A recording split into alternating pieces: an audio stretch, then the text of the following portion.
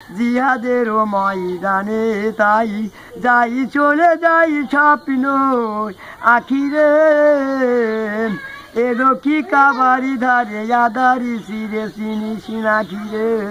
দর্শক, স্ক্রিনে যে কথা বলছেন তিনি কিন্তু একজন সুস্থ মস্তিষ্কের মানুষ না। তিনি বাজারে, রাস্তাঘাটে, যেখানে সেখানে একটা চার বিনিময়ে এভাবে কোরআন তেলাওয়াত ওয়াজ করে থাকেন। সে পাগল হলেও তার মস্তিষ্কের ভিতরে 30 পারা কোরআন গেঁথে আছে।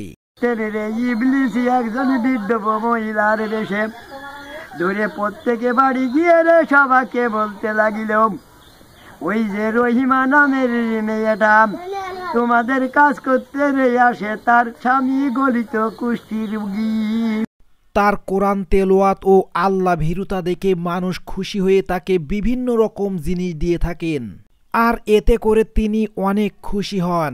আমিও সেই নবীর তৃপ্তি রবির আশিকি দেওয়ানা, ওরে রাহে তারি যাহা কিছু সব বেলায় হিসাব দিব নজরানা। জিহাদেরও ময়দানে তাই যাই চলে যাই স্বপ্ন আখিরে এলো কি কাবারি ধারে আদারি সিরে চিনি সিনাখিরে।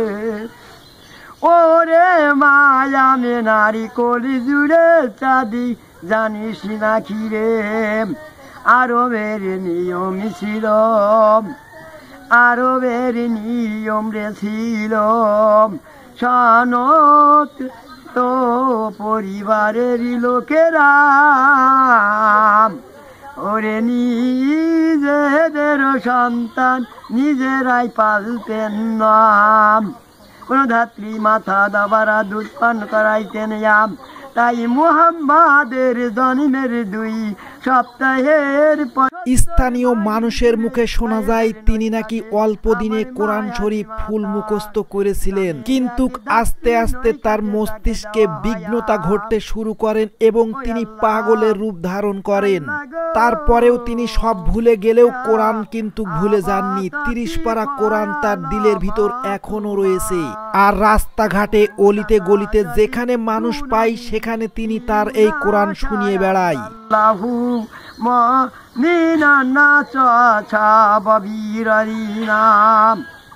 হে আম্মা জানো, আমার আল্লাহ পাকেরই হুকুমে হয়ে থাকিলে আপনি মোটেও দেরি করিবেন না, তাড়াতাড়ি আমার গলায় ছুরি চালিয়ে রে দেন।